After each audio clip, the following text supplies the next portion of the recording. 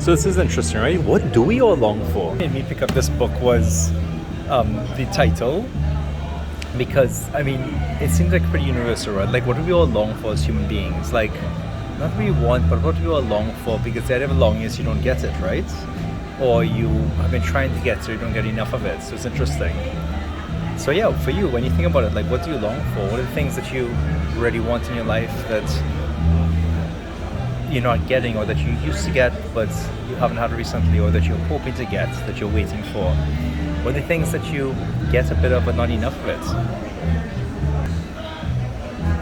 And it's an interesting question, right? It's a hard one to answer because it kind of, there's some safe answers to that, answers you might be comfortable sharing with anyone in public, right? Things like, I really long for helping more people, or I really long for more time in my life. And then there are also those answers that are a lot harder to share with people, right? Or at least share in an open public format where you don't know how they'll be interpreted or who's going to look at it.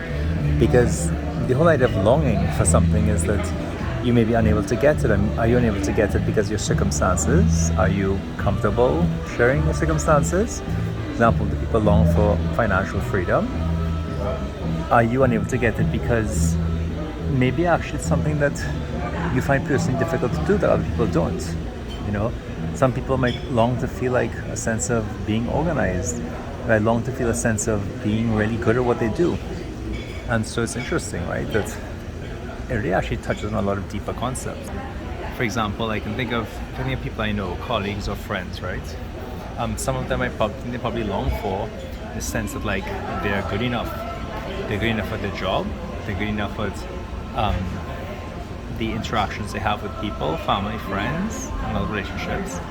And what's interesting is, like, that's what they long for, but in a way they may not want to ever stop longing for it. Because if I think of some of the most effective people I know, people I really admire, when I talk to them, I'll be like, yeah, how are you doing? How's it? They're like, oh, I was not X enough. I was not X enough.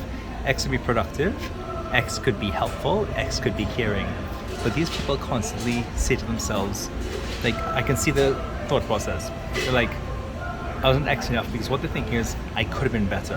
I should have been better. I could have been 20% better. I could have helped more people. I could have been, more caring and made that person feel like they're on the right track, while also still leaving enough time to go and help someone else, right? And the thing about that approach is, what do we make of it?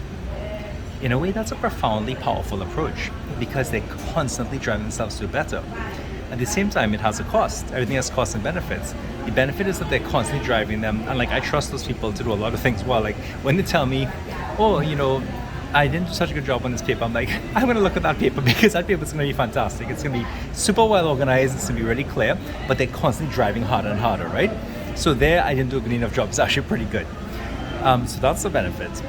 And then the cost is that maybe they're not always satisfied, or they kind of maybe are hard on themselves.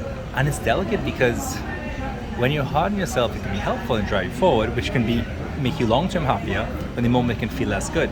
So how do you get the benefit of both? How do you both drive yourself in one moment to do better, but the second time maybe switch and say, okay, well, what did I make progress on? What am I happy I did? How do I think, wow, I could have even done better, and you think about it, but also, wow, I could have done it worse. And so you can think, I'm glad I made progress on this. I'm glad I did better than the thing that was less than I could have achieved. But also, I'm really thinking about the next step as well. And it's an interesting, delicate thing. How do you shift someone's mind? How do you shift their habits? And maybe actually you want to shift it in the right way, because if they were to suddenly be like, oh, I'm doing fine, everything, they might actually be less motivated, right? So anyway, it's an interesting set of questions. What do you take away from that? What's interesting about that? What can you apply to your life? What's a next step? What can you do differently? I think that, I guess is what I can do, and that's what I can do with the people who I interact with. I think, for me, because I think I do that a lot, is I'll think to myself, I could have done better. And I'll say, next time, if I replay this day, this week, this month, here's what I would have done differently. I would have, made expectations clearer by saying X and Y. I would have set a goal that it was clear to someone how to achieve the goal. And I'll say that, I'll think, cool, I can do better.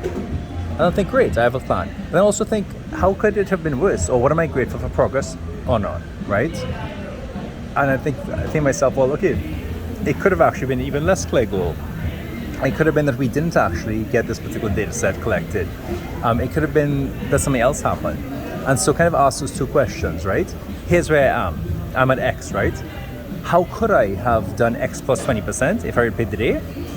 And also, how am I happy and how do I feel good about progress because I'm at X, not X minus 20%?